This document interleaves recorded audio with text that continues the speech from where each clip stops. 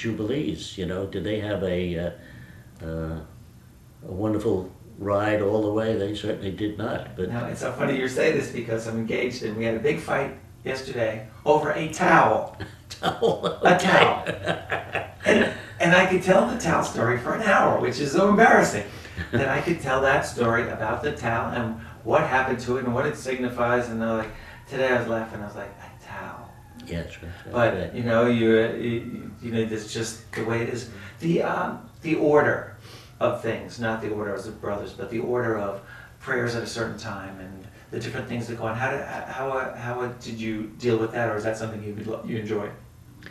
Well, I think that I'm by nature a fairly structured person. Okay, I'm not totally laid back. Probably that's the military. I think has played a role there. You had to be ordered in order to survive. So I see the necessity of order. So community living with regulations itself doesn't bother me. Now some of those regulations would bother me, you know. And again, why am I here? Is the inconvenience of that particular regulation such that I pack my bags and go? Or is it just one of those annoyances, you know, carry the cross as Christ told us, you know? So, yeah.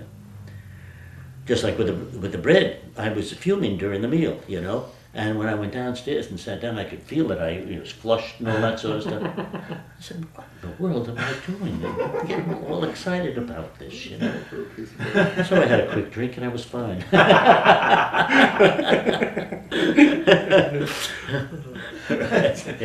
The bread, it's perfect. You know, what makes us blow. There's 10 more minutes left on this tape. I'm sure you guys are cooked.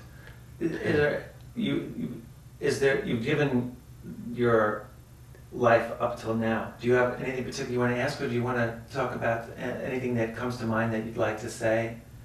I mean, this is a living thing, and we can add to it all the time. But that, like, as anything come to your head that we haven't discussed that you'd like to throw out there? Yeah, I don't know whether I can put things together exactly. It runs along the lines we were just talking about. I think that people in society today, which seems to be, or at least they're talking a lot about the tensions in society, in family, in personal, and the psychological problems and all of this. I think if people could try to keep focused on why they're doing whatever they're doing with life, whatever choices they've made, and realize that there is a God, there's a religious aspect to their lives. If they could only try to keep that focus, then some of these problems that seem to be causing us so much difficulty, drug addiction, what causes that, you know? Mainly, I think it's frustration. So that we could then find something within us, some strength within ourselves, where we would be able to overcome, to a large extent anyway, our problems. It's funny that you threw that out there, because I needed to hear that today. You know, you said to me earlier, why am I doing this? You know, I'm just because I want to do this, but I always get something out of sage advice. You know, that people who lived fully have something to say, and that, you know, to step out of the day-to-day life, like you were saying, look back the good and the bad, and you know, when you can separate yourself from the bad and see, why am I here? What purpose have I given my life? That you better find a purpose. Yeah. Because that purpose will get you through those tougher times.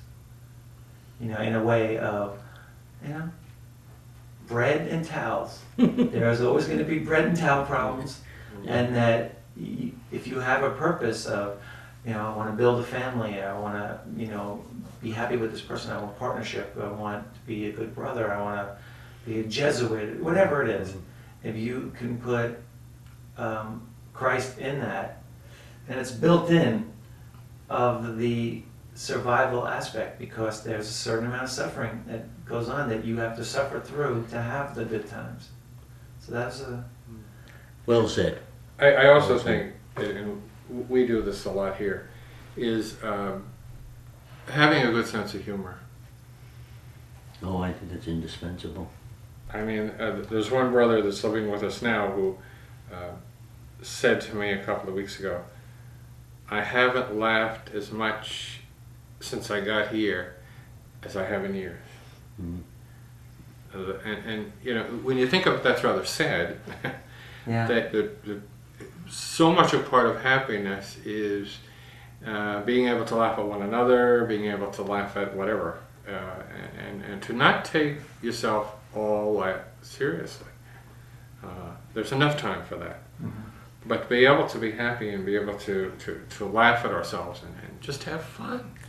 And the focus, yes, the focus is on Jesus, but the focus is on a happiness. You know, people think, oh, well, happiness should be what happens when we get to heaven. Well, yeah, but it's also now. I mean, Jesus himself, you know, talked about the kingdom of heaven is here.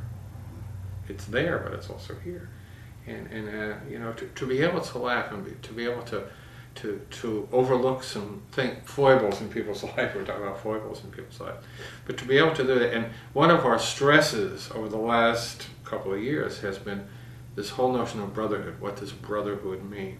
And I certainly, just being here a year, see that brotherhood in so many different ways here in our house. You know, I mean, we kid about it and all that kind of stuff, but down deep inside, there's a lot of good being done here in our community here at St. Joseph's, and I think that makes it so rich.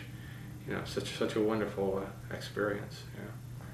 It's funny because when you say that, I remember sitting with the brothers in the other room and just enjoying, like before dinner when you have a cocktail or something and people sit around, the kind of laughter that goes on. In our family parties, you could always tell when Uncle Donald was there because of his booming laugh. Oh yes. Mm. It would be so loud, and it would set the pace, and you often heard that laugh at a funeral, at a wake, in a crowded wake where people don't know what to do with themselves. All of a sudden, you hear a laugh so loud and so big that everybody turns around to think, who is laughing like that at this wake? And there's my uncle in his collar, booming laughing and keeping it up and retelling the story or some silly little thing, and it just set the pace. It would change the entire mood of the room. And the brothers always had that kind of joy. And I guess when you have that camaraderie, you know, it's sort of like you get together with your friends, your comrades, and you have a special night at dinner, which you guys have every day.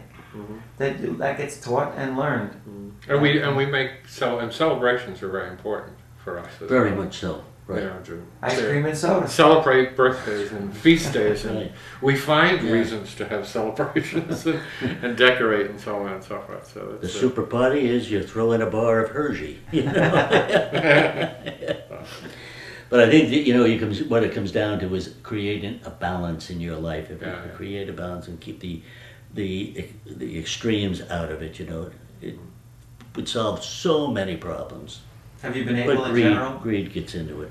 Have you been able in general to keep that balance? I myself, I hope so. Does it feel like it? With the help of God, huh? Does it feel like it? You have a reputation. I have a reputation. Yeah, you have a reputation of someone who has done well. Like you're definitely seen by the other brothers as someone, you know, who's done it right. I thought you were saying dumb. done. No. Depends on which brother Well, you're talking about. I don't know about that. I'll let the Lord judge all of that, you know. But I think we should, you know, be laughing as much as we can. But understand that there got to be some tears thrown in, you know, and not fight them all the time. Yeah. Well, this has been wonderful. Yeah. Yes, Thank you, Michael. it's been quite an experience. Sharing your thoughts with us. 2 hours. Is that right? 2 hours. Do you want to sign off? Do you want to say anything? Well, just to thank Michael for you know, sharing his life with us.